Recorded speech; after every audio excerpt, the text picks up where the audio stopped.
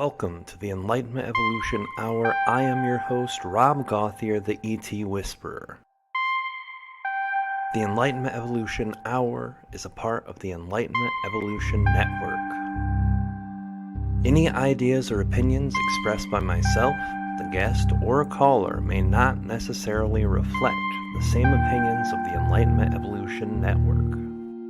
Enlightenment defined. It's the state of giving and receiving greater knowledge and understanding about a certain subject or situation. Evolution defined. The gradual development of something, especially from a simple to a more complex form. So what then is Enlightenment Evolution? The state of giving and receiving greater knowledge as we develop from a simple to a more complex human being, living on Earth for our soul's experience. Welcome now and join us as we explore our Enlightenment Evolution Hour together.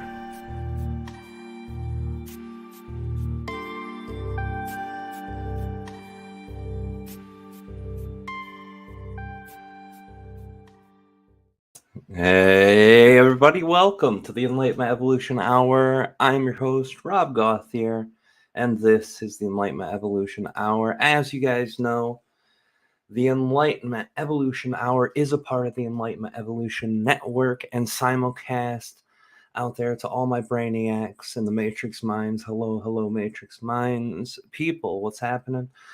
We are also redistributed after the fact to Forbidden Knowledge News Network and Conscious Awakening Network. And thank you to all of you who run, participate, and put your energy into those networks and into those places. Welcome, everyone. Thank you guys for being here today. Today, we actually have another amazing guest, as we always do. But Lola is an old friend of mine for many years. We've known each other. She's probably one of the first people I met that I'm still in contact with from a long time, but I'm going to bring her in just a little bit. Before we do that, as you guys are always aware, we have announcements. The first announcement for the Enlightenment Evolution, let's go with our first. Next week, we have Daryl Anka, Channeler Bashar. The week after that, we do not have a name tagged down yet, even though I'm waiting on a couple of people to choose their time and date. Those will be announced. You guys can always find out what's going on with the next guest that will be coming up by going to the Enlightenment Evolution Hour Facebook page. Soon, we will have both an Enlightenment Evolution Network website, which will give us information about all the shows, not just this one, but all the shows. And hopefully, if I can find enough time in my day, perhaps a Enlightenment Evolution Hour website, which would be very nice, guys. But for the now, you can find all the information on the Enlightenment Evolution Network Facebook page or the Enlightenment Evolution Hour. And for the Enlightenment Evolution Network, we have 3 shows, including this one. The other is going to be on tonight at 11:59 p.m. Eastern. That's 8:59 Pacific. And you can find that on Instagram by going to @OutThereTalk. And that's Out There Talk with Valiant himself, an amazing guy, an amazing show, and an amazing group of people who are on that show. Also, we have the Mothership, and I will be to be announced on that as it goes forward.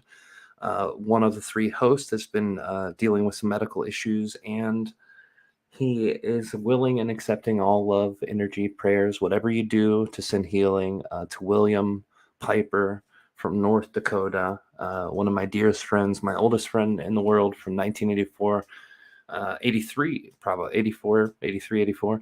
When I was 3 or 4 years old, we pretty much lived as greatest friends, and he is definitely not excited about going into the type of back surgery he requires. So lots of love sent to him. And I'll have more announcements on the show when I find out more about the Mothership. And Kalina Angel once did the Earth experience with Kalina Angel for the Enlightenment Evolution Network. She is going to be coming back at some point, but right now she is focused on her channeling. So that's one of the announcements for the ET Whisperer is she just dropped her channeling over at her channel. And this is the first time sharing publicly her reptilian channeling, which is absolutely amazing. If you haven't seen it, go check it out. I'm dropping it in the chat right now. Matthew Turner, yo, what's up, brother? The Matrix Minds, Matthew Turner is in the chat over there. Hello, brother. How are you? Welcome, welcome.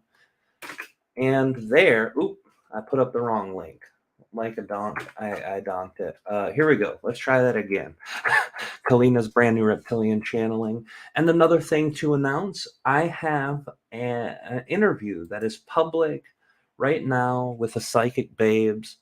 And that was an amazing interview. It is not just an interview talking about reptilian consciousness for over 30 minutes, but Treb is also there. So I channeled Treb for the show. Amazing show, amazing host, really great stuff. I also put that into the chat for everyone to check out. I think it'll be great. Oh, you know what? I put them in the wrong chat. No, I didn't. There we go. Let's try this again. All right. Sorry, guys. I have the YouTube tab open, and I was putting stuff on there. So announcements over, and I remember why I had that tab open.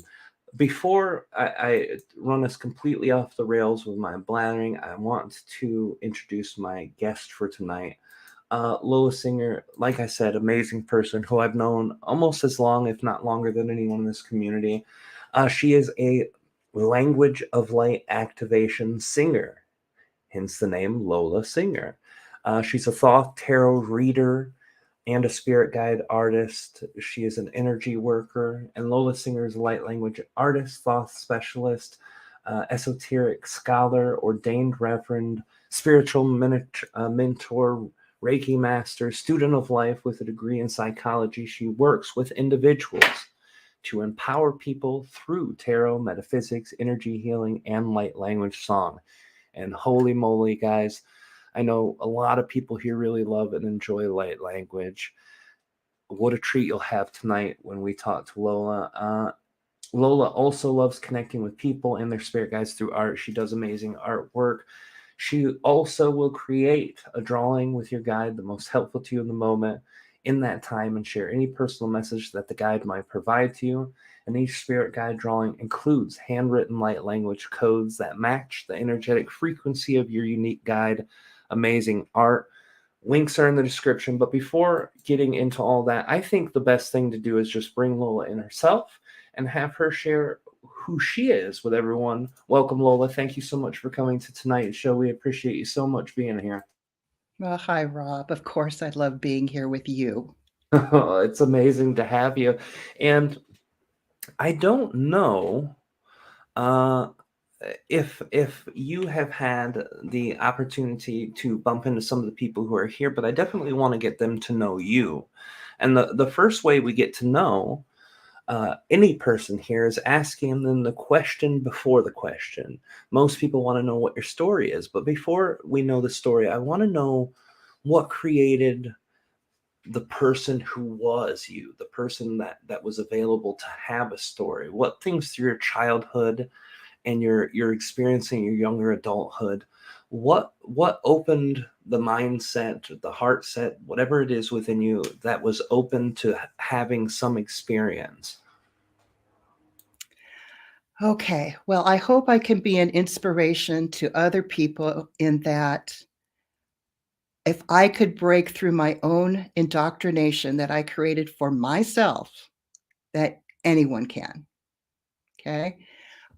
So it's hard to remember a lot about being a child other than all I wanted to do was play with color crayons and paint and clay. So I was very artistic. I was very right-brained. I was also very sensitive emotionally. And we know what that is now. We know that we call that an empath, right? But I could pick up other people's energy. And I grew up in a household, which interestingly enough, when I look back on it, I don't remember ever seeing my parents hug each other. They didn't hug us. We didn't hug each other, the siblings. We grew up in an environment where it was, very rational. You know, you're going to go to college, you're going to do this. My mom had that side going with her because she was a nurse. My dad was a carpenter who was like, well, that's nonsense. You know, they need a trade. They were always having this, how do I describe it? Passive aggressive relationship that I grew up watching, and so did my siblings. And as a result, you know, we didn't know what it was like to grow up in a household where emotions were valued. It was very practical, or it was very mental. Okay. So here comes this kid who's very right-brained, very sensitive, very much in tune to the energy that's in this household. And they don't quite know what to do with her because all she wants to do is make collages in the basement, you know, and also, unfortunately for them, point out that there's an elephant in the living room. So I was labeled the bad kid. I have a twin sister. That was the good one. I was the bad one. I was a straight A student, but the reason I was bad was because I would point out that there's an elephant in the living room. There was something wrong with that household. But energetically, you know, when you're young and you're a kid, you don't know what that is. You don't know how to handle that. All you know is like, it doesn't feel good. Right now, they were kind parents in that I think the way they, you know, how they talk about love styles. I think their love style was to do things, you know, so they showed their love by being practical, and you know, we never starved or anything like that. But when I explained what it was like growing up, I had a psychologist and I've had other people say, you were neglected. And it's true, we were. They didn't see us kids for who we were. They saw us as expectations. So I'm bringing that up because I shut everything down. Okay. So I decided, okay, if I'm not going to get any emotional validation at home, for some reason, my teachers love me. So I became teacher's pet. I got it through school. So I was getting what I needed from my teachers. So I learned to perform for the teachers. Does that make sense? Yeah, very much. In that, oh, I get validation when I get good grades. They notice me. They love now they liked me being creative. They loved my art. They loved my creative writing. They loved that. So I think they love that combination of, oh, here's a really smart kid who's creative too. Cool. So what did I do? I ended up being fully indoctrinated in the system as a result. I got my validation from education. I became good at education. And now I realize I became indoctrinated, right? As a result. So I guess that's the story before the story. What happened too is, how do I say this as well? My personality has been something that I have to watch, because when something starts to become difficult for me, I'll stop. So going back to art, once I discovered that, oh, I wasn't drawing in perfect perspective, and I started to lose the joy of art because it became more of an exercise than a form of expression, just freely drawing, I stopped. And then when I was in college, my college boyfriend was an excellent artist. I mean, he could draw everything in perspective, and that just made me stop completely. So I didn't pick up a pen or pencil for probably, I would say, 20 years. Oh, wow. Yeah. And so as far as the spirit guide art goes, one day, about 4 years ago, I was drinking coffee in the morning, and I heard very clearly, draw a wolf. I heard that in my head. Wow. Like, okay, I'm getting a spiritual message here, and it's very strong. But you know, because I can't draw in perfect perspective, you know, I was like, well, if I'm going to draw, I told my guides, I'm not going to use a pencil, and I'm not going to use an eraser. I'm just going to draw, and whatever mistakes show up, show up. And I did that. I drew a wolf. Everybody loves that wolf. He's perfectly imperfect. One of his ears is bigger than the other. And you can see that on my website, lolasinger.com. You can see that wolf right there with light language codes around it. And as far as the art goes, reestablish it, the spirit guide art and connecting. Once I let go of that having to be perfect, then I could just let the flow come through. So if anybody wants to see the examples of some of the spirit guides, you can see it on my website. And you're going to see I have my own unique style, and I'm sticking with it. Well, that's amazing. It's also very interesting too how much the interactions with our parents play a part, and it's sad when we look back at those parts of our lives, when our parents may not have done the best for us in the way of nurturing or loving or caring in some ways. And I know some people are just drastically much more fortunate with the amount of attention or nurturing and love that they get with their parents, and others don't. And the parent dynamic plays a huge part. Um, did you ever go through a stage then of kind of being angry at your parents for that experience, or is it something that you just kind of understood? Yeah, that's who they are, and that's how they were. I think that's a very valid question. And the answer is I was angry most of my life. Yeah, Very angry. So the reason I said I broke through my indoctrination is that there's a point where you're so angry and you're blaming everyone else. It's all externals, right? you're Oh, right. it's my parents. And that prelude makes it sound like I'm blaming my parents for everything. And there was a point when I did. And I had to kind of see, it's like, wait a minute, there's got to be something better. There's got to be something better than all this anger and dissatisfaction. And that's when I made a commitment to meditate every day after work. So that's how I had another breakthrough. Because when you meditate and you're quiet and you start feeling, if you're an empath, you really start feeling into things, and you start developing your other clair senses. You become more clairaudient, you become more clairvoyant, you become more aware of energy. Um, that's when I started to realize I was responsible for all of the things that I was feeling. It's not somebody else's fault. And so there's been a lot of forgiveness of self and of others and moving forward. And the meditations every day, I promised I would do it. And it was so weird, Rob. Sometimes when I would get off the bus, and then I'd be walking to my apartment, the minute that I turned the key in the lock, I could feel energetic hands pushing me through the door to go meditate. That's how my spirit team was working with me. This is so important. Keep going. Don't stop. Do it every night. So I did. And it was what I needed to shift out of that anger, shift out of that, hey, everybody else is causing my problems, and really start to explore everything that I didn't know about when I was very indoctrinated in, this is what education is. This is the empirical method. You do this, this, and this. And it was just like, wow, what if there's more to life than everything I've been taught?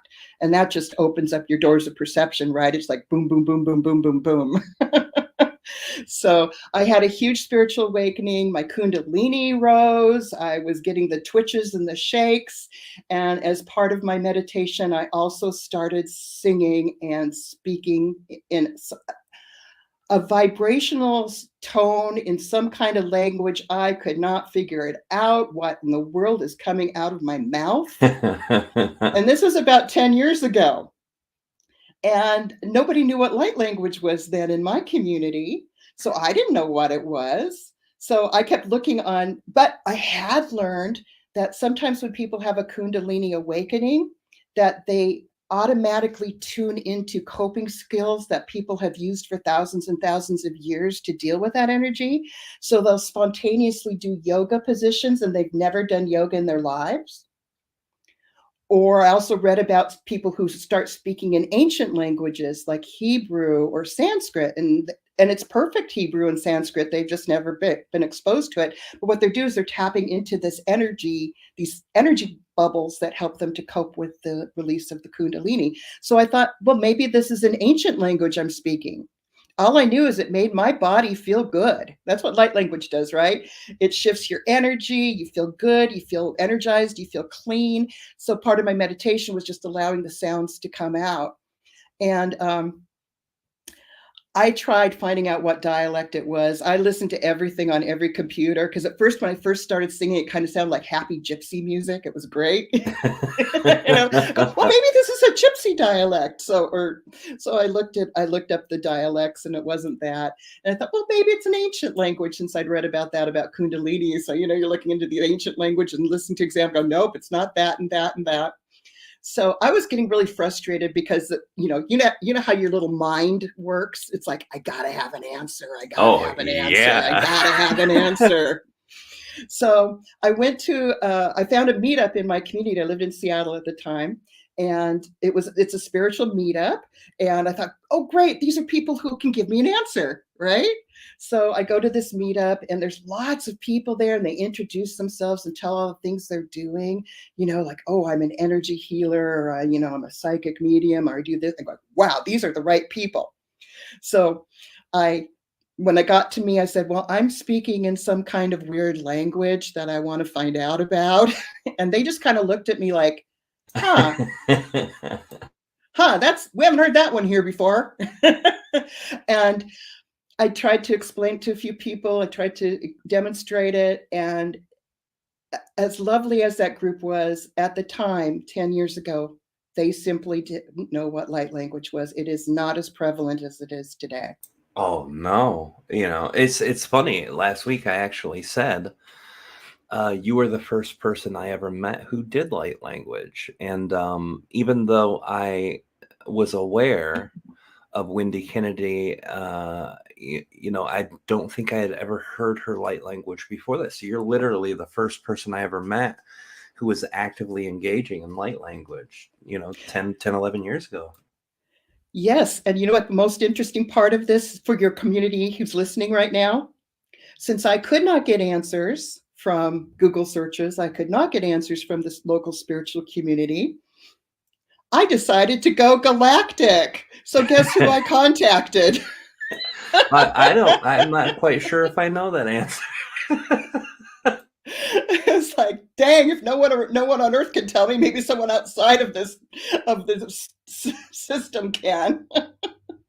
So a housemate of mine had a session with you before, and I finally signed up to talk to you, and through Treb, I finally got my answer. He couldn't put a specific on it, but he did identify it as light language, and it could be from basically anywhere, he said. But at least I finally had a name for it. And that was such a relief. And then once I had a name, well, yes, there was stuff on the internet about light language. You just had to know the term first. Right. So then yeah. I found out, what I was doing was very healing for myself, and also very beneficial for those who are open to receiving the sounds as well. It's amazing because, like I said, you being the first person that I knew who did that, and Treb finding that answer too, led me to being able to access some of your light language. Because after you had the session and you shared with me what Treb and you had talked about, you sent me some samples and did some songs for me and my son. It was just amazing. And I remember how good that felt. And I never had felt that before. Like, my meditation was always amazing. My meditation got me to where I was to be able to channel Treb. But I never had done any Reiki healing. I'd never done any types of experience like that. But when I heard the light language, I was like, holy shit, this is real. This is like not just a tool to use, which I know it is, but back then I'm thinking this isn't just a tool. This is an actual energetic thing. Like, channeling is to me this is, but you can use it externally for other people. And I was amazed. I was enthralled, and that's what actually sent me down the rabbit hole of learning about light language. So it was amazing. It was an amazing thing. And, you know, when you found out that it was light language and dug into that community and started doing your own research, what was it that you found more than just it made you feel good? More than just it made me feel good. Because eventually I shared it with the people at that spiritual center in Seattle. And one of the people who ran the center pushed me hard. She goes, "You have to do this in front of other people." And it's like, "I can't. I'm too embarrassed. I'm too shy. I don't know what I'm doing." And she actually said, "Okay, here's the deal. Somebody else has to hear this." She said, "You come to, there's a psychic fair coming up. It's for pets. We're going to have pet psychics there. I am going to ask them after hours to listen to you, just the psychics alone. That's it." And so I reluctantly said, "Okay." And they did graciously listen to me. They didn't really know what to expect either. You know, it was just, okay. The person who ran the center said, "Okay, just listen to her." So I sang one song, and there were about, I think, 5 people there, and they all looked at me when we were done, and they all had opinions after I was done. And they felt it healing. They felt it in their bodies. Some of them are visual. One of them said she saw a woman in white sit in my lap as I started singing. Another one saw a woman going around in a circle while I was singing and like touching everybody's heart. And it was like, wow, that was some good input from those people. So I guess that's where I realized it's not just for me. Yeah, well, the galactic connection with Treb was a good start, but that's where I remember you really breaking open, is when you could connect with this group and shared that. And you know, I you know, I'll ask you if it's all right if I give you some perspective that I saw from that time with you, if that's okay for me to do. Please do. Yeah, you at that time you were very, very internalized and very quiet, very shy, you know. Mm-hmm. And I know you still can have those tendencies where, you know, the energy of other things, it's like us all. There's sometimes we need to be by ourselves and sometimes we need to be with others, but now you have this energy of sharing with people. And I know that's not always coming easy to anybody on earth, but now you're able to actually do that in a way that before, when you first started, this was really touchy for you. It was like, you know, like a gigantic secret that you kind of got pushed into sharing with other people. Yeah, Not yeah, like that. It really exactly. was that, you know? So what did that do for you emotionally and mentally too? Like feeling like you had to share this secret with others and feeling that push from your guides and the energy behind it. That's probably pretty frightening. Yeah, imagine the worst stage fright ever and amplify it about 50 times. Ooh, yeah. But I've done it for so long now and in front of enough people that I'm very comfortable with it now. So if with permission, I can do an example of my light language right now. I I can sing right now. I absolutely would love that, because actually people are like, "Oh, I want to hear this," and we've never had anyone on the show since we've restarted it do any light language. So please, yes. Okay. Well, I'm already moving my hands. That's part of light language, mudras and moving your hands. But I also found out through experience that an intention is very important to set before you speak or sing in light language, because what you're doing is you're bringing in energy from a very high part of your soul, and you want it to get to the target. Does that make sense? You don't want to scatter that energy. So that's one of the lessons I learned. So I'm going to set an intention right now. It's just that simple. And the new era is all about harmony and balance. So I'm just going to set an intention to help you ease into more harmony and balance right now. That'll be the intention. Okay. Now the energy knows where to flow. Okay. Hanasama salaneo no sero. Ialama sama halana halealo.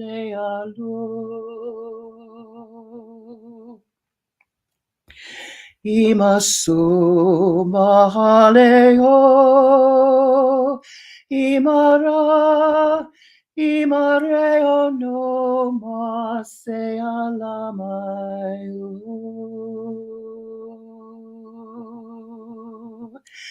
Imeto maya.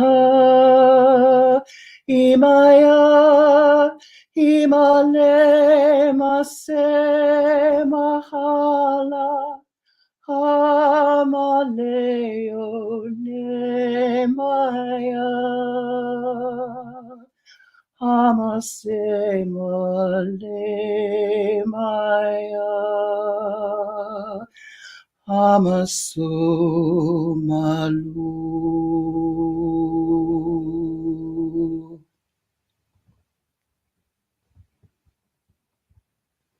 That's beautiful. Thank you so much for sharing that. It's amazing. And I appreciate you sharing that. The energy of that comes in waves for me. It always has when I've heard your light language. It feels like energy waves. Sometimes it hits the chakras differently. Like it'll first hit a certain chakra. Like this time it hit my solar plexus, then my heart, then my throat, and then kind of a whole body wave. And the energy in the sound has always been something that's fascinated me. And since you've worked with your guides and since you've kind of connected with them and learned how to communicate better with them, and because when you first started, you're feeling all these things and you're gaining access, and now you have that communication flow. So what do they tell you is behind that sound? Why does sound affect us, or how does it affect us? Because everything is sound. Everything vibrates. Even the chair you're sitting in is vibrating. So when you're singing at a certain frequency, it can help to, it can help you to harmonize yourself, your own energy. Just like a voice, it's just like a voice sings in harmony. You have a frequency, I have a frequency. I bring in that sound, it shifts the frequency, and hopefully it's a frequency that you're compatible with, that will help you to shift and grow and change your energy into a little bit more vibrant state. The reason I said hopefully it works with your energy is, I have to be honest, one thing I've learned about light language is that you're going to discover that you're going to love some people's light language. You're just going to go, oh, that made me feel so good, just like Rob likes my light language. But then you'll hear other people's light language and go, oh, no. Oh, that's like nails on a chalkboard. Oh, no. Yeah, but it's got to do with your personal frequency. Does that make sense? It's just like harmonizing in a song. It's about harmonizing frequency. So if you don't have a good frequency match with someone else's light language, you're just probably not going to love it. Okay. But what I've noticed on some, like on YouTube, like if there's one where I go, that doesn't work for me, but I'll read the comments and I see that people are like, oh, that was gorgeous. I love it. Oh, that made me cry. I feel so much better after hearing it. That's what I wanted to bring out to. I think that's important to know about light language.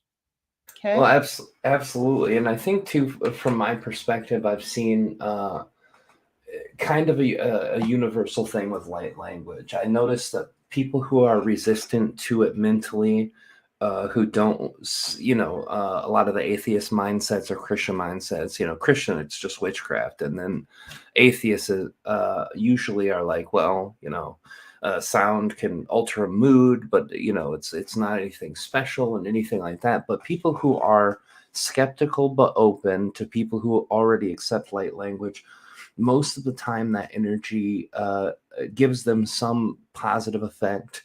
Even if they're not resonating with the actual sound of it, it gives them some positive effect. But what I've noticed with people who do light language, like yourself, more people in that have higher levels of discernment with light language. For example, I'm a channeler. I've done it for a long time, so I don't resonate with a lot of channeling, and it's not because it's not good or it's not valuable, but it's not mine, and I'm used to mine. I'm tuned into mine, and that energy can resonate a lot less for me. Like Kalina will say, "Yeah, that was a really nice channeling," and I'll be like, "Oh, okay," And it's. I always call it being a channeling snob, but it's not me actually being a snob. It's just I've done that within myself so much, you know, that I've done. So that's probably too part of the experience that you're having when listening to it. It's just that energy is so present inside of you, and it's such a personal thing that it doesn't resonate either, and unless somebody really has not such a good voice and does some form of light language, I usually find it doesn't cause that nails on the chalkboard effect to me. It can be something for me personally that just doesn't feel like anything, just sounds like someone singing, or something like yours that actually gives the effect of that on the energy for me. So I bring that up as a possibility too for why certain light languages don't resonate with you, unless it's like someone with a really a horribly off tune or off key voice. So like if I tried light language, I would break people's ears. There would be no way I could effectively do a light language for people. You happen to have an amazing voice, and I think that putting that in the tune with your guides, that's kind of why they probably chose you, is that you have this voice that's already open and available to have the possibility for them to use that energy in the proper way. Uh, I think that's probably true. I'm also been told by several people that they have clearly seen me doing this in past lives too. So that, and even someone called me a galactic opera singer one time, and I love that.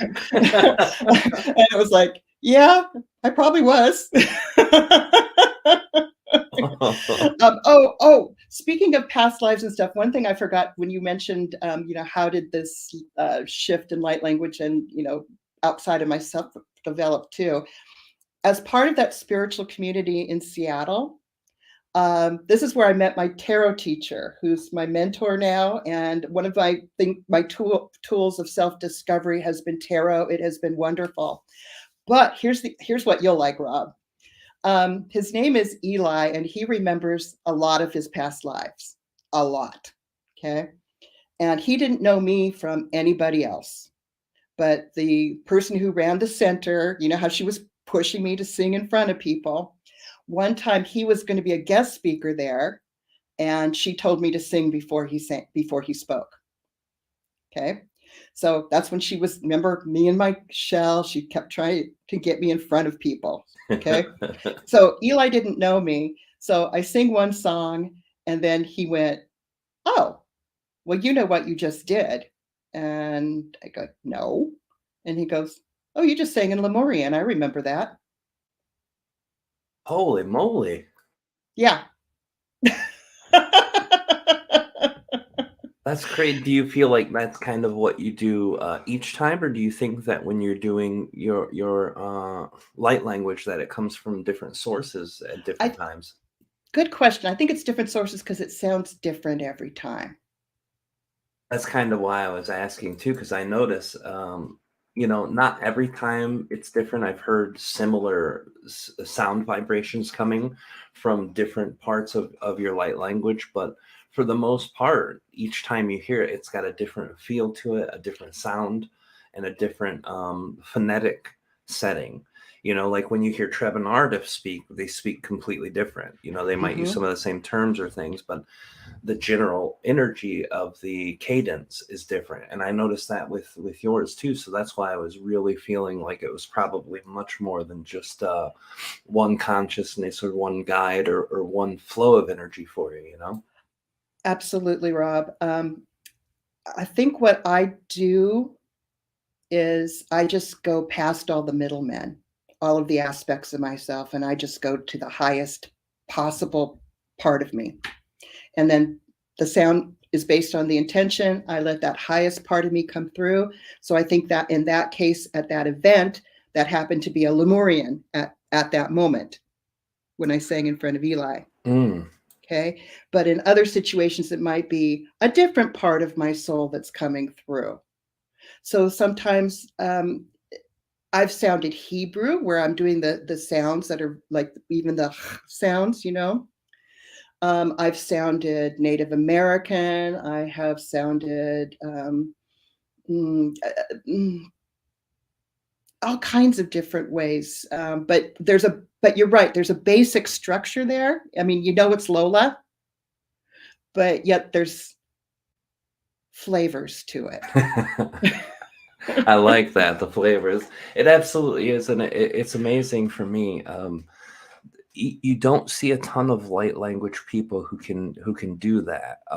There are very few. I can count them in my head that I have been made aware of who have multiple types of light language coming from them.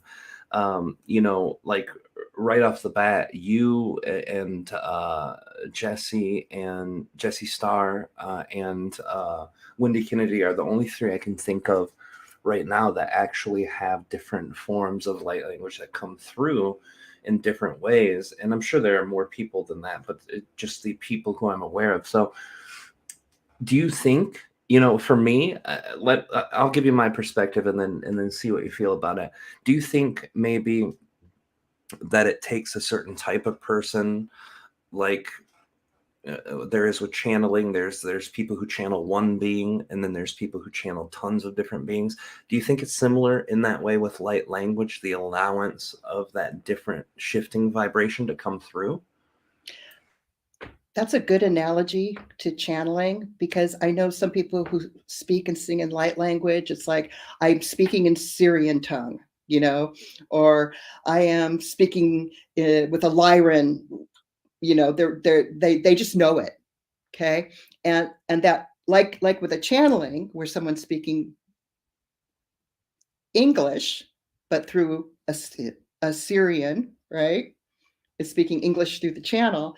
I think the same thing can happen with light language. So they're very identified with one, and that's fine, right? But there are others there are people like me. They can do so many different languages, way more than I can, and they can also identify them. You know, I'm speaking this, I'm speaking that, I'm speaking this. Now I'm shifting to this.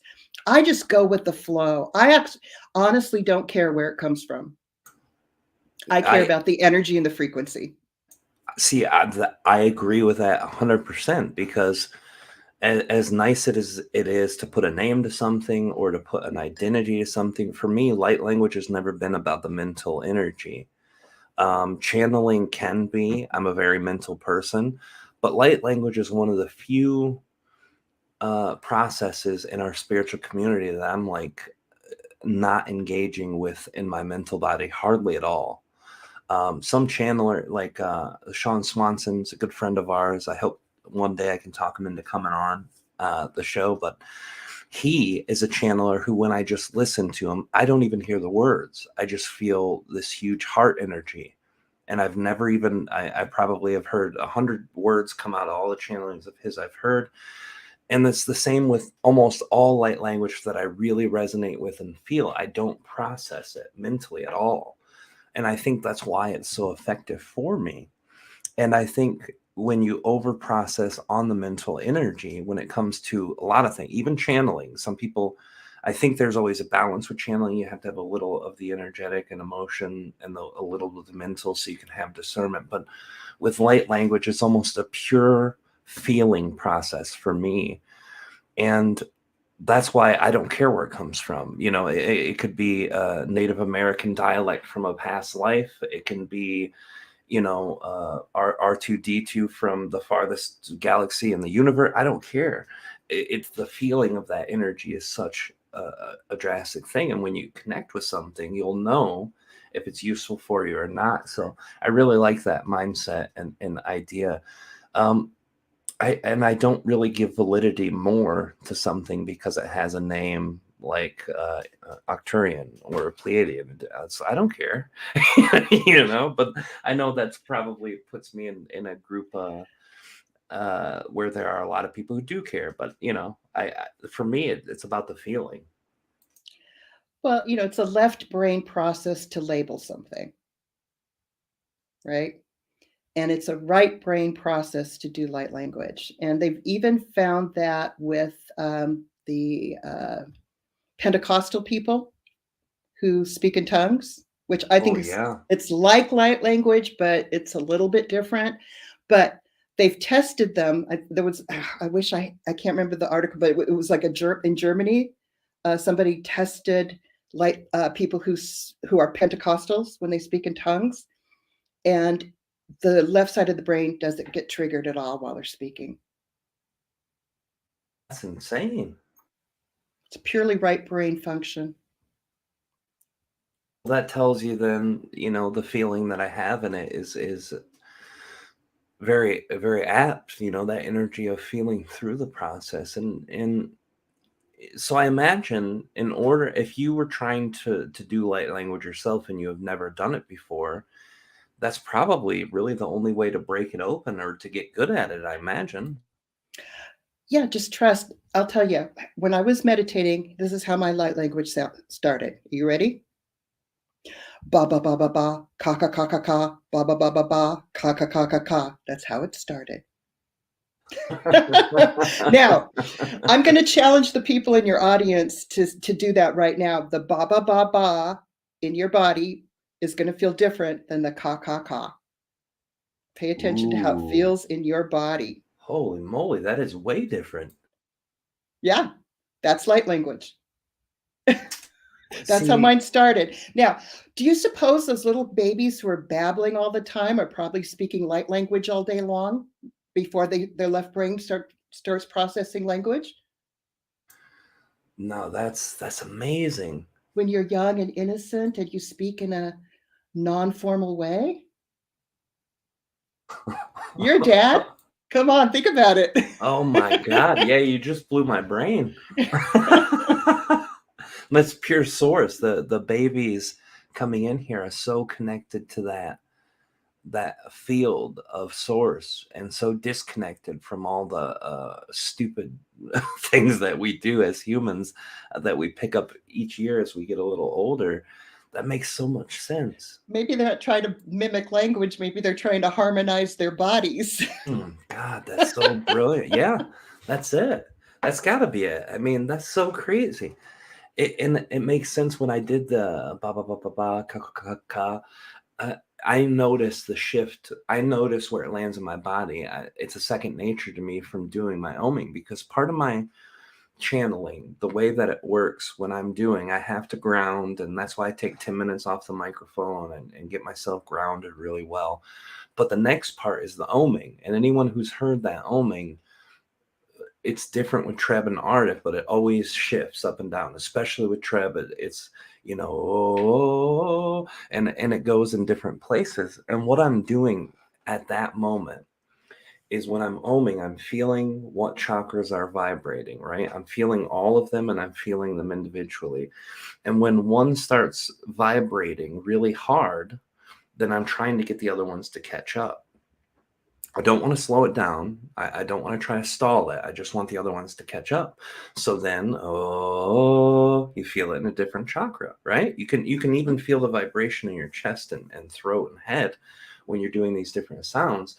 And then eventually, when all of them get to that point, then that's when I push the energy up into the throat and the third eye and then release it to the crown. And that's where I channel. So I can imagine I'm very sensitive to that energy and how you feel it and how it lands in your body. And those two energies are tremendously different. the blah blah blah blah blah is a very lower chakra energy that activates the lower body, and the ka it's all in the upper part, and it's the whole thing too. It's not just an individual. When I'm doing the blah blah blah from my first to my third and part of my fourth are lighting up, and then when I'm doing the ka, then the rest of my heart all the way to the top of the crown chakra light up. So it makes total sense. You're calibrating the instrument that is your body with vibration, because like you said, everything vibrates. It's amazing. You just blew my mind. You broke my brain in a good way. Well, you're speaking in full sentences, so good job. Yeah, I guess that's not bad. Yeah. So I guess what I want to go back to is you might have been doing light language and not even realized it. Like, sometimes I call light language soul scatting. Like a jazz singer scats. When we've all done it. We're doing our housework and all of a sudden we're going boopy deepy deepy da ba ba ba ba. You're just letting your soul come through, humming, just a random tune. That could be light language. Now, I also want to get back to writing in light language, because I didn't think I could do that. So when I researched light language, I was like, wow, look at these amazing people. They create these beautiful drawings and with all these symbols, and wow. Well, I sing in light language. I guess I don't do that. And then one day, Rob, you're going to love this. You're going to love this. I said, what if I can? What if I can? What if I can? The question that really needs to be asked more by humans, I think. Oh, yeah. It opens a lot of doors, doesn't it? So I just started picking up a pen, and all I was doing for months and months and months was spirals. That was it. I have notebooks and notebooks full of spirals from that time. But then eventually it started changing. But the spirals actually felt good. So I knew there was some kind of light language. So lo and behold, I broke out of that conditioning. Once again, it's that indoctrination. Oh, I sing in light language, but other people draw, right? You had to allow that possibility, and then the expansion can happen, right? Oh yeah, it's impossible without that, really. Yeah, so you'll see in my drawings, there's light language codes all over them. Yep, I broke through that. So I draw in light language, but the reason I'm bringing that up is because I've had several people show me like doodles they've done, doodles. And, oh yeah, I'm always doing this when doodling, when I'm, listening at a meeting or something. And I look at it and go, that's light language.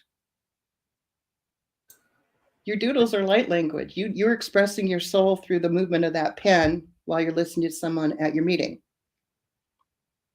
That's amazing how we can channel so many things that we don't realize we're channeling. And when you find out, it breaks your brain like mine was a minute ago. But it's such a good feeling to know, especially with people who have that lack of confidence with yourself. And that's something that I've always taught people when trying to teach people how to channel, is like, you're your worst enemy, you're your biggest hurdle. You're trusting yourself is the biggest pathway and gateway to open that energy, is trust. You have to be able to trust yourself, but most people can't get there real easily. It's a process. It takes work. What was the energy that first kind of felt that way with the written? Was it just the first time you wrote, you saw it happen, or I mean, I know the spirals kind of opened you up, but that very first time you did one, did you instantly say, oh, wow, now I can do it? And it was easier, or was it still a process of kind of learning to trust what you're getting in? That's a good question, because it evolved over time. So I guess that's why I want to bring this up for people who might be drawing. Or it doesn't have to look technically perfect at first, right? So it's kind of like learning the difference between writing, in block letters and writing in cursive. It takes a little while before your handwriting feels right. So it was a process for me. And, I look back on some of my early stuff and go, that's not very pretty.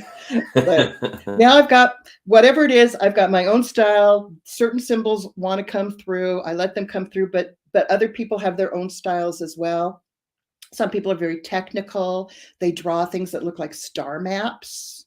It looks like they have, they use a compass and a fine point pencil. I think I call myself, I'm more like the graffiti style light language. I just zoom, zoom, zoom, zoom, and it's on paper, so I'm not very technical about it. I just like get it on there fast.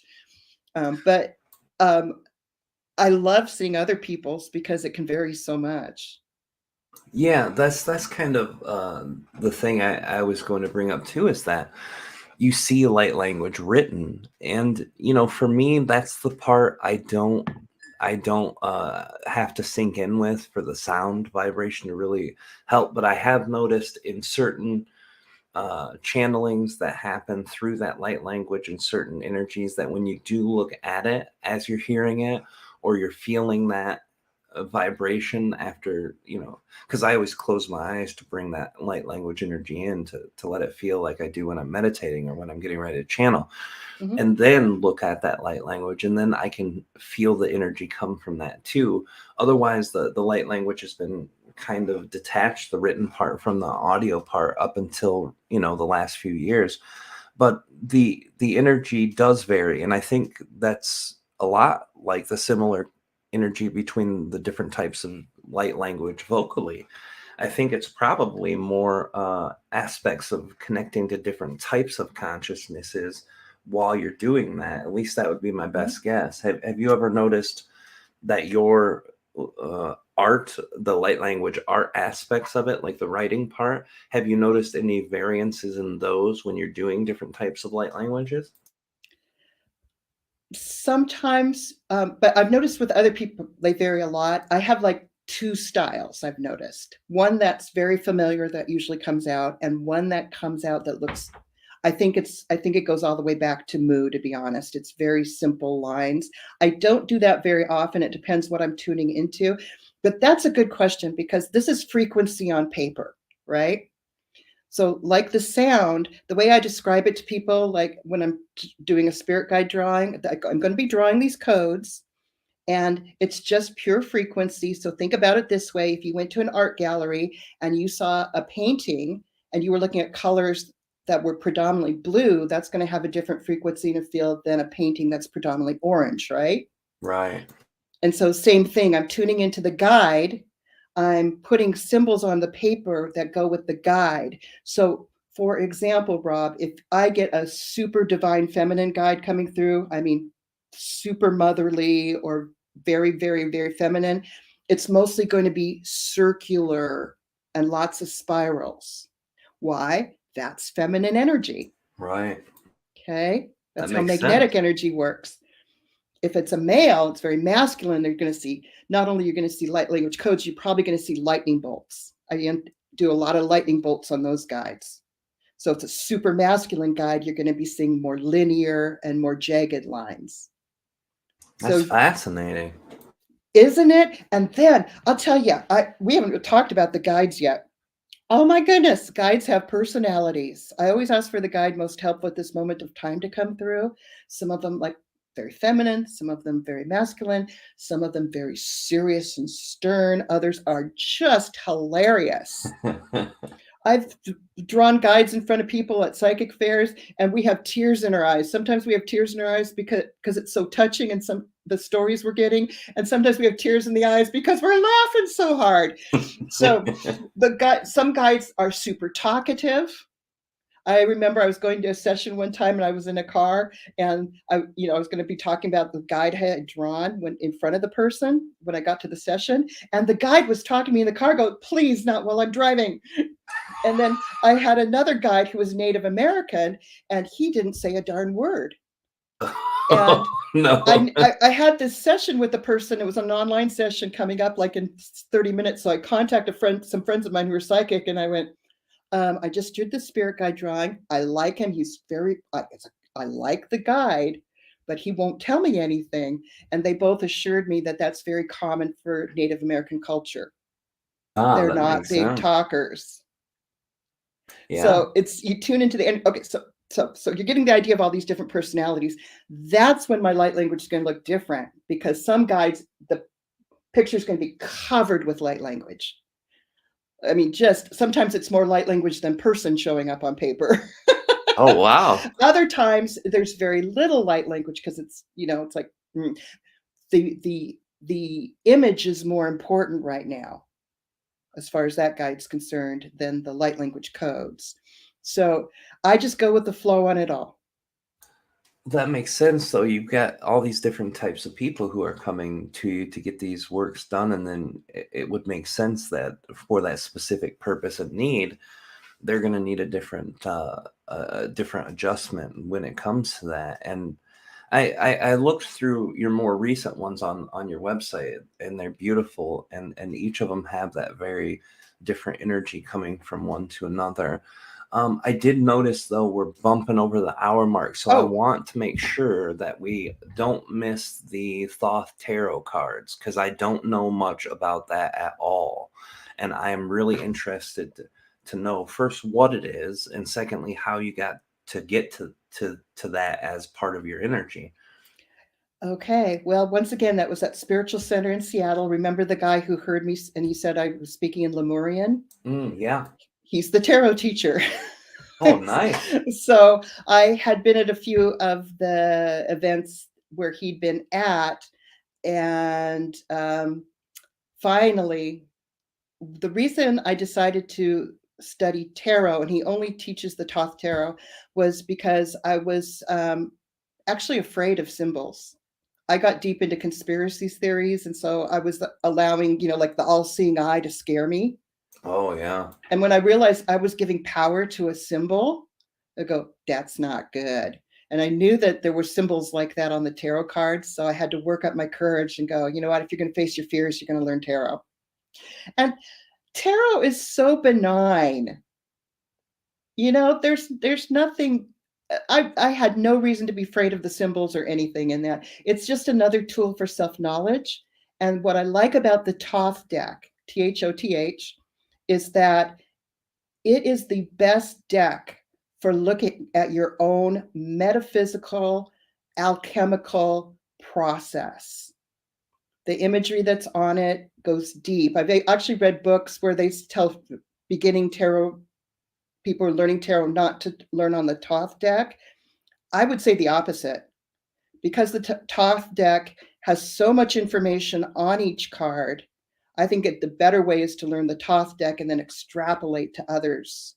Really? Rather than, So my friend who's in the same class with Eli that, said one time, why would you read the Reader's Digest when you could have the encyclopedia?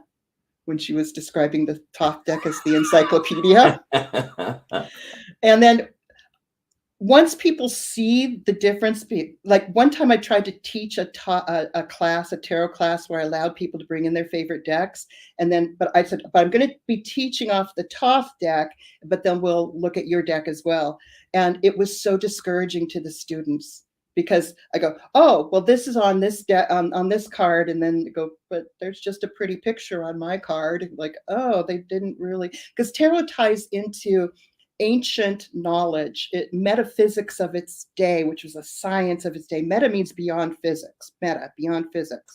Right. So there's a system to tarot, and it's elegant, and it's based on Kabbalah. It's based on ancient history. It's based on zodiac signs. It's based on planets. It's not just pretty pictures. So I think this is the best deck for learning the whole system, because it's not trying to hide anything.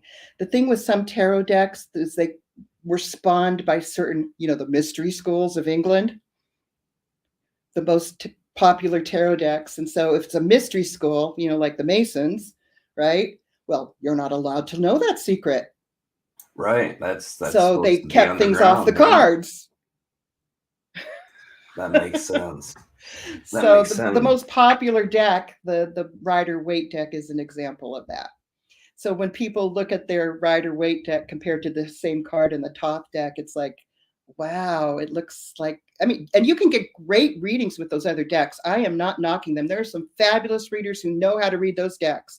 But if you want the one that tells you the deepest story, with the most imagery, it's the Thoth deck. Well, that's fascinating because I've never checked out the Thoth deck at all. I've heard of it. I don't know a ton about tarot. I know a lot of good readers, and I've seen their readings, and I've heard their feedback from people. And there's a couple that clean and watch that are absolutely amazing.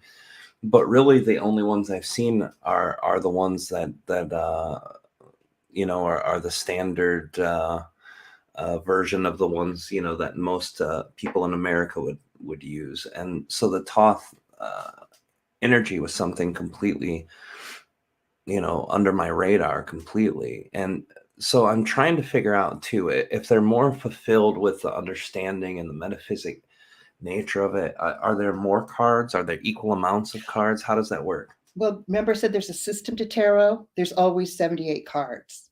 Okay. And once again, it ties into a diagram called the Tree of Life in Kabbalah. Okay. So the cards actually line up to this diagram.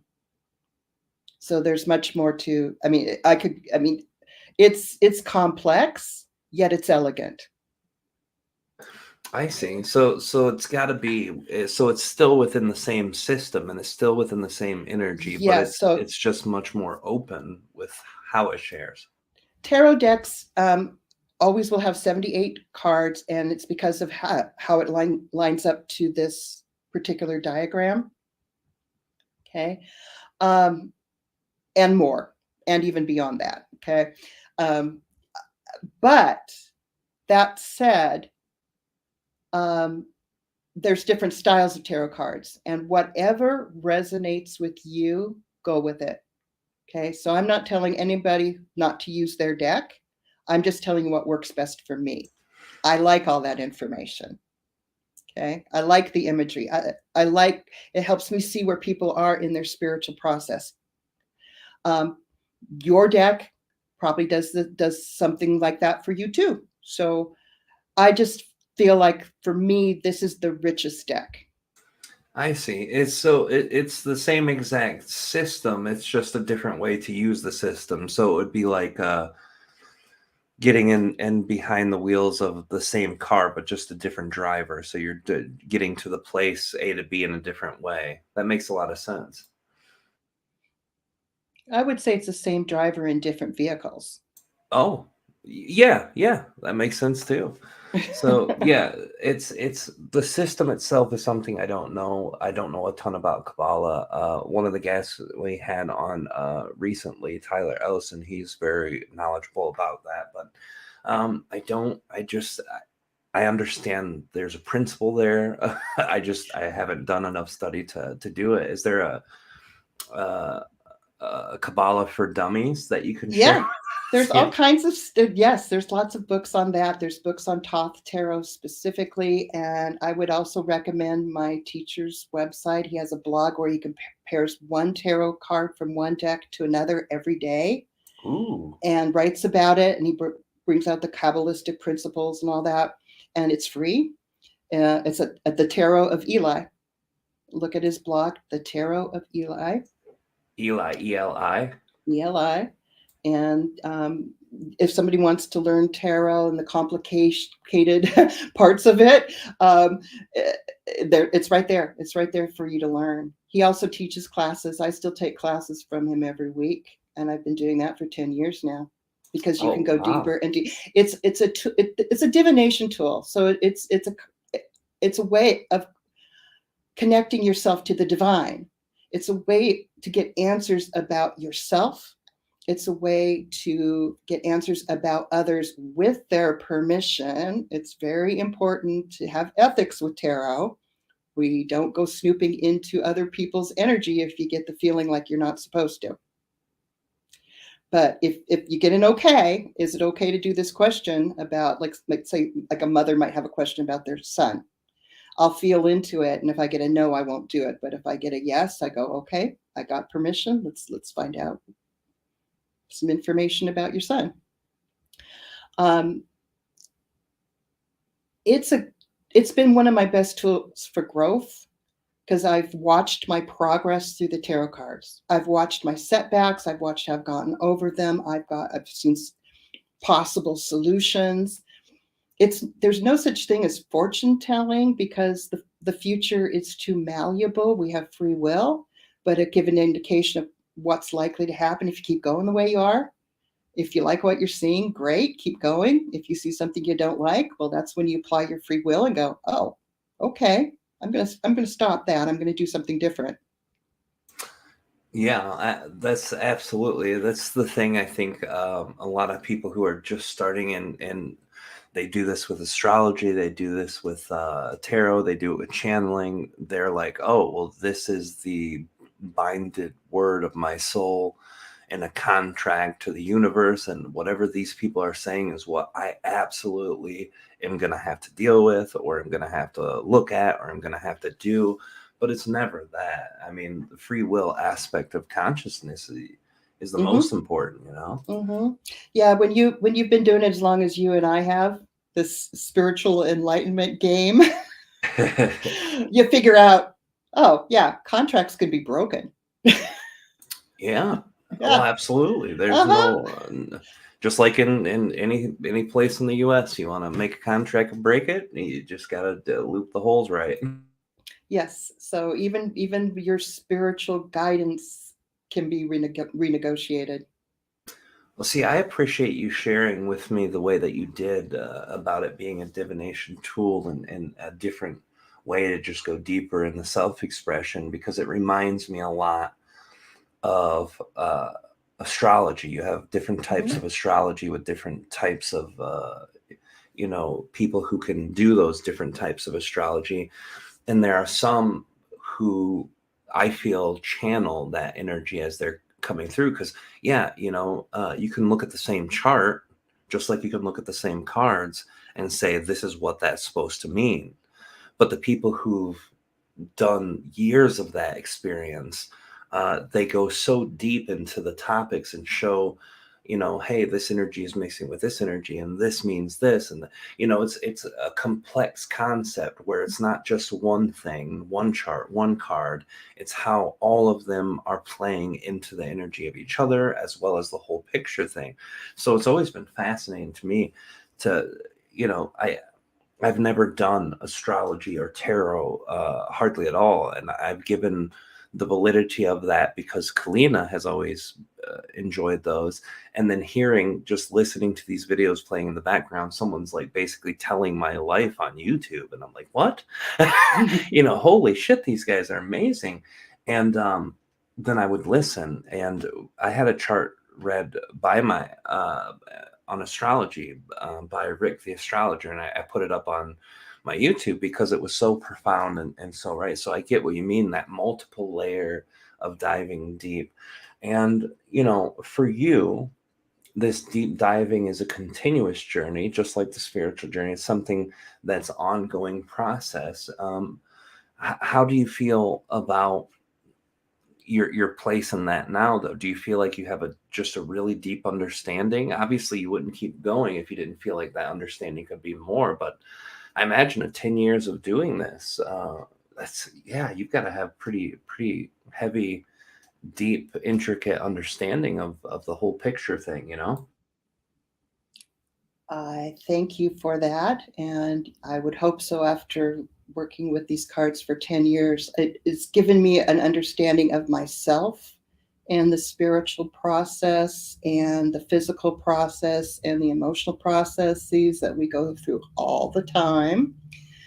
And because of that, I can also see where people are through their reading for them. So, for example, there are certain cards, if I see the combination, I know that they've had a Kundalini awakening. And the first thing I'll say to them is like, well, you've been doing your spiritual homework, haven't you? And they go, yes, I have. And it hasn't been easy, has it? No. And I bet your body feels kind of weird at times. Yes. Holy moly. See, that's amazing. And a question popped up in my head with the Thoth Tarot, is it something that you can do for a group of people collectively, like pulling cards? I've seen some people pull cards for a specific astrological sign or a specific group of people. Is that something that's collective too? Sure. Yeah. It's just, once again, it's intention. So you could ask about a group of people. You could ask about, you can even ask about the spirit guide I drew for your whole spirit guide team, or you could ask about, the Palladians, or you could ask about, I don't know, your NFL team, whatever. Well, I don't You want to know? put you on the spot, but can you pull a card for us? And as our little collective group of people who are doing, do you have your cards near or by you? Oh, Rob, how did you know? How did you know they're just right next to me, huh? I assume that it might be. That wasn't really the plan, but okay, let's see. Yeah, What this particular group who's listening right now, what that would would be be a amazing. card that would be helpful for that group?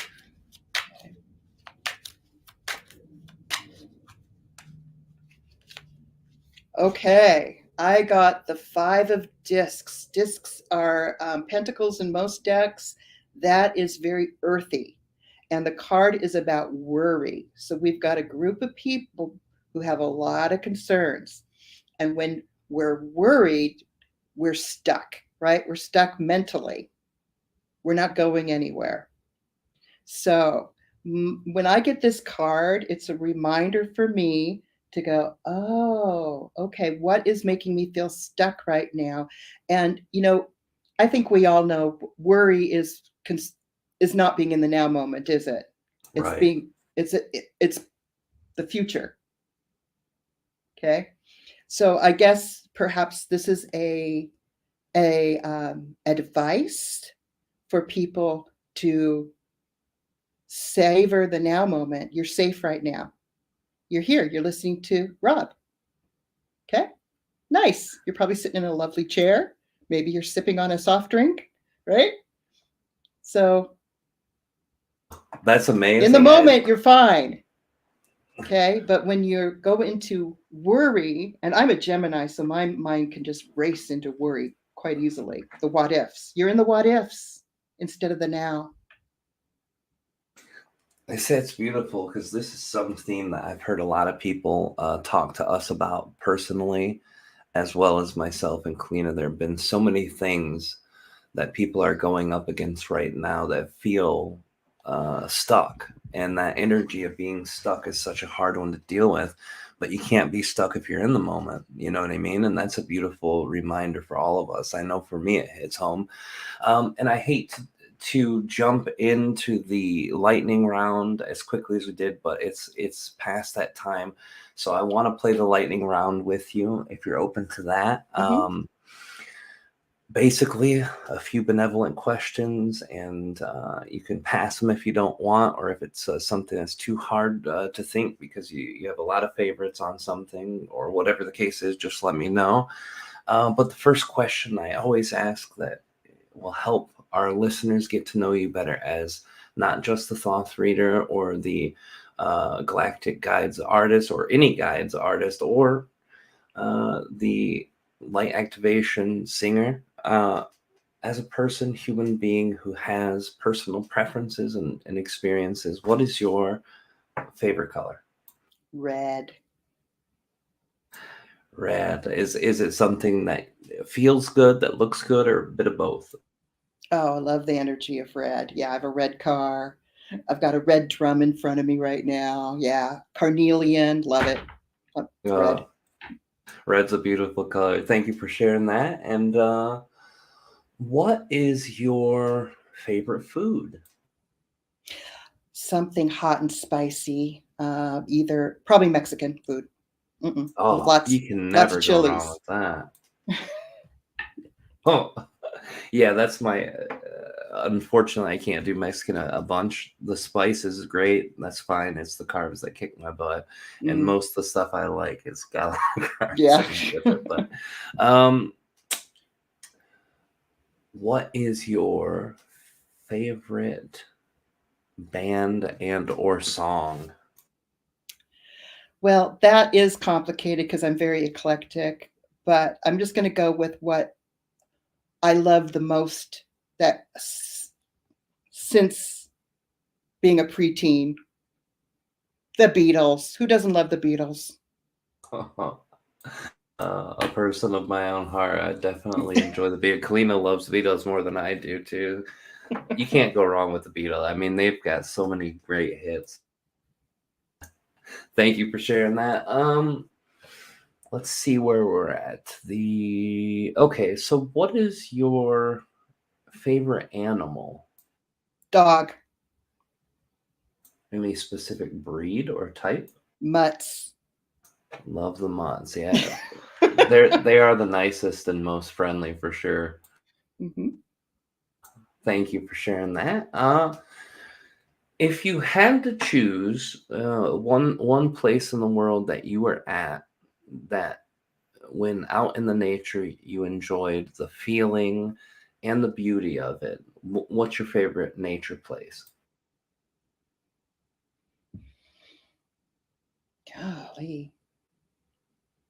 I guess I kind of like where I live right now. It's the Pacific Northwest with all the greenery and the trees.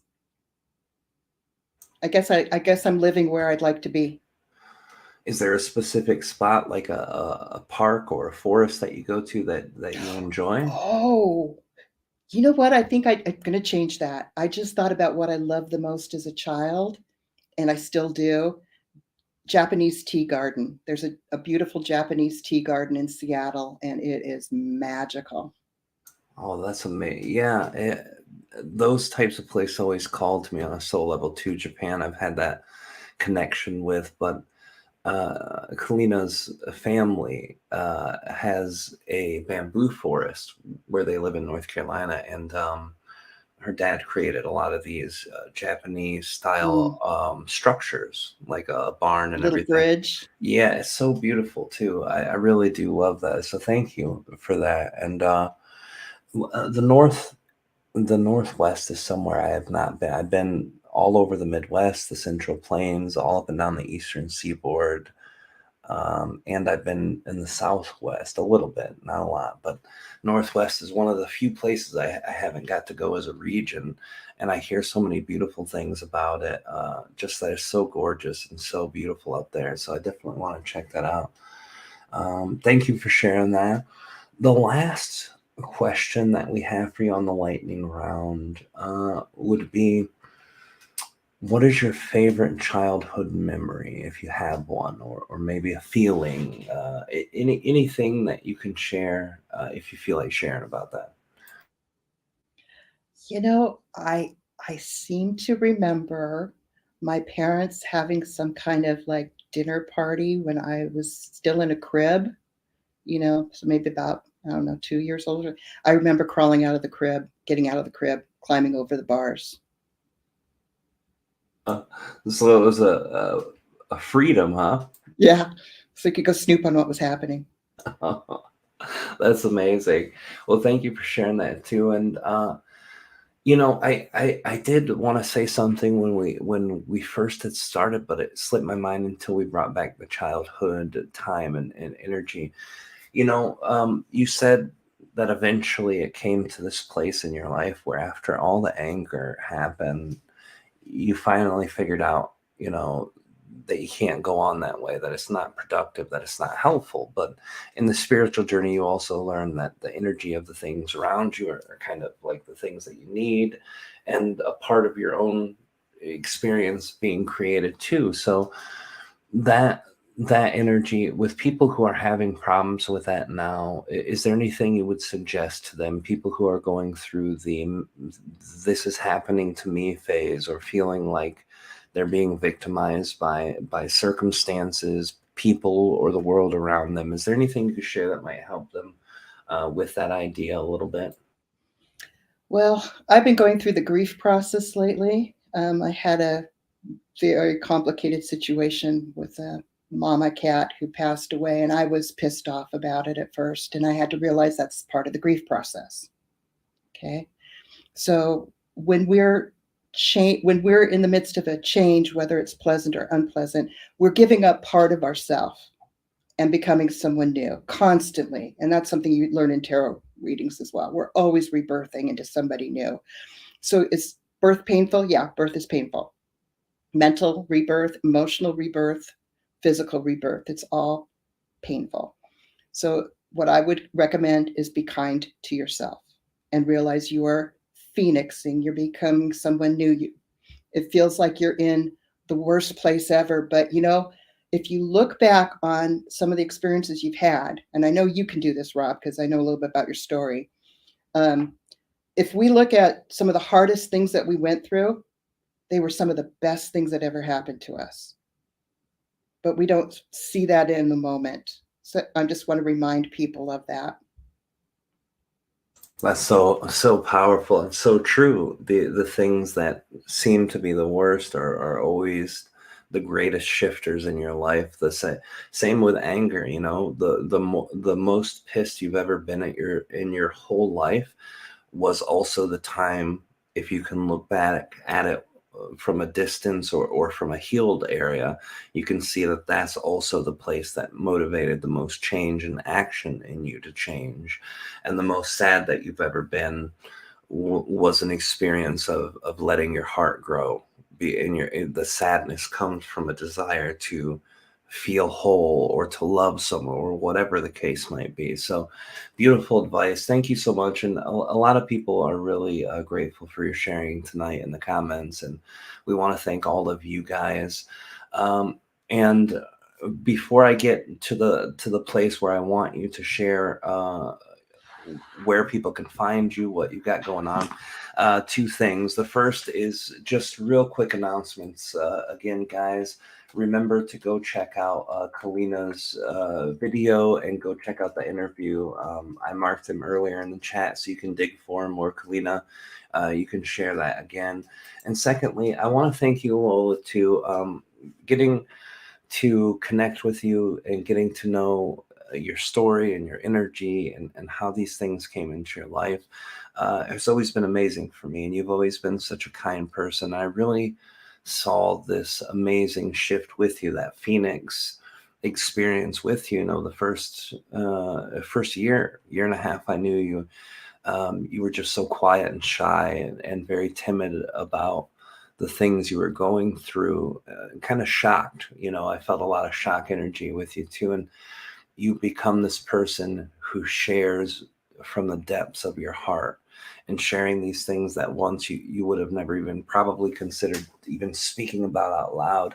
And now you're helping others heal. And this is something that I love about our community, and something that angers me about our community sometimes.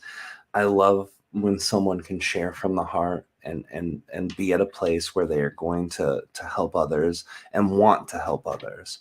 And the thing that pisses me off is that I don't feel like enough people who are in our community are doing it for that purpose.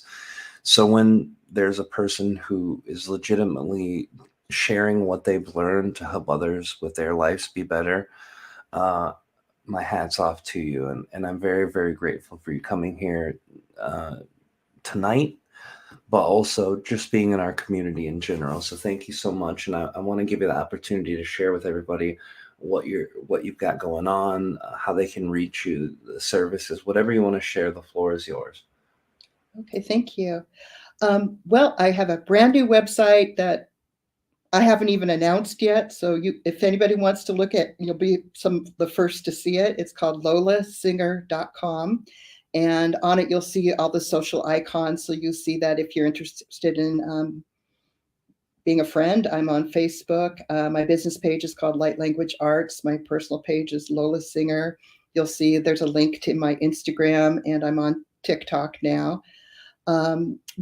I do light language drumming circles in my local community, which is Skagit Valley, Washington. If anybody happens to be listening, the next one will be May 28th. I'll be doing a psychic fair this weekend at Mystical Wares.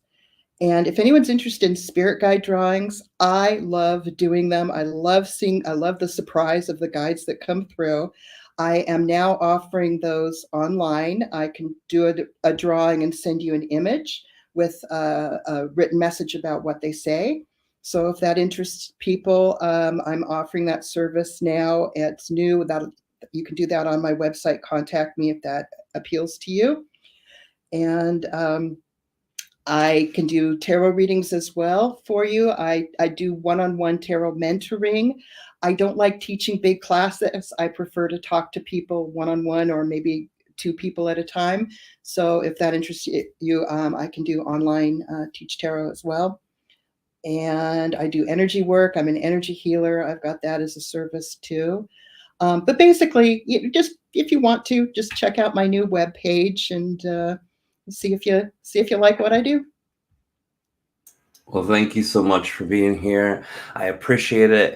If you're interested, guys, a lot of you really resonated with what Lola shared tonight, how she shared and how she brought her heart with her to share.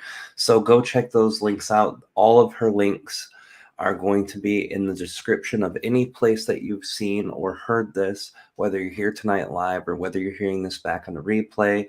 At the Matrix Mind simulcast, thank you, Matthew, for letting us broadcast from your platform. We always love our brainiacs out there. Or the Enlightenment Evolution, our Facebook page, or the ET Whisperer, and afterwards being re-uploaded to the Conscious Awakening Network, as well as Forbidden Knowledge News Network. You can find those links in the description. And you can listen back to that and get the links in the replay chat on both Matrix Minds and ET Whisper YouTube page, where Kalina archived them. And thank you, Kalina, for doing that. So all of you guys who are interested, we are here every Wednesday at 10 o'clock p.m. Eastern. That's 7 Pacific. Next week on the 10th, we will have Daryl Anka here, the channeler Bashar, and we're going to talk about all things channeling, all things ETs, and see what's going on in his life lately. And we will have more guests to announce. By the time you hear us next week, we'll let you know who at least the next couple of guests are going to be. And we also have a guest who will be announced that we've already booked on the 28th, I want to say, but I'm probably horribly wrong. Yes, the 24th of this month. Gosh, time is flying, guys. Thank you all for being here, for being supportive. We love you. We appreciate your input. We appreciate your connection in the chat room and just the good energy that you guys bring. Without you guys, there would just be 2 people speaking in a microphone emptily.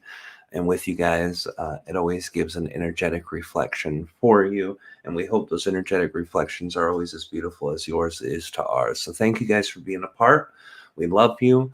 We will see you next Wednesday, 10 o'clock p.m. Eastern with Daryl Anka, 7 o'clock Pacific. And we'll see you guys on the other side. Good night, everybody. Love ya.